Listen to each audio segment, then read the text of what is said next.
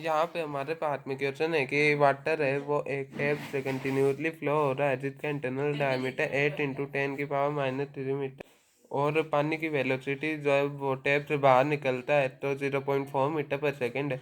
और हमसे डायमीटर पूछा गया है वाटर स्ट्रीम का 2 × 10⁻⁻1 मीटर तो इसके अंदर हमें ये पता है कि जितना पानी बाहर पानी कांस्टेंट रहता है, यानी कि हमने टैप में डाला है 1 लीटर है तो निकलेगा भी 1 लीटर ही। इसीलिए हम लगा सकते हैं एरिया इनटू वेलोसिटी, जो कि वॉल्यूम हो जाता है वो कांस्टेंट होएगा, यानी कि A1V1 = A2V2। अब एरिया होता है πr²। यहाँ पे d है तो फिर बाद में r होता है d/2। तो हम लिख सकते हैं एरिया को 8 × 10⁻³ का square upon 4 into velocity 0.4 into 0.4 = 8, यानी कि हमें क्या पूछ रहा है डायमीटर। तो हम यहाँ पे लिख देंगे d² अपॉन में 4 इंटू वेलोसिटी। अब आप सभी वेलोसिटी का फॉर्मूला जानते हैं, ये √2gh है जिसका डेरिवेशन न्यूटन के लॉ ऑफ इक्वेशन से होता है। वो आपने वैसे भी पढ़ा होगा, ये याद रखने का है।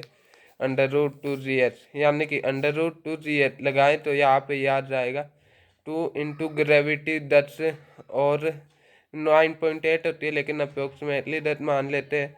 और h हो गया 2/10 10⁻⁻1, यानी कि 10 माइनस पावर होने पे वो नीचे जाता है, यानी कि 10 से 10 कटा √4 यानी कि 2, यानी कि ये आ गया यहाँ पे 2।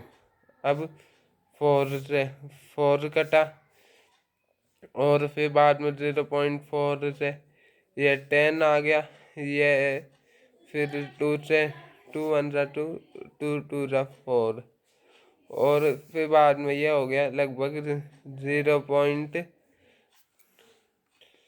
d² हो गया 0.2 इंटू 8 × 10⁻³ का स्क्वायर। तो d हो जाएगा d = √0.2 इंटू 8 × 10⁻³ अब इसे अगर हम सॉल्व करें तो आप ऑप्शन देख के भी पता लगा सकते हैं। तो इसकी वैल्यू होती है अप्रोक्सीमेटली 3.5 × 10⁻³ आप ऑप्शन भी मिला के देख सकते हैं।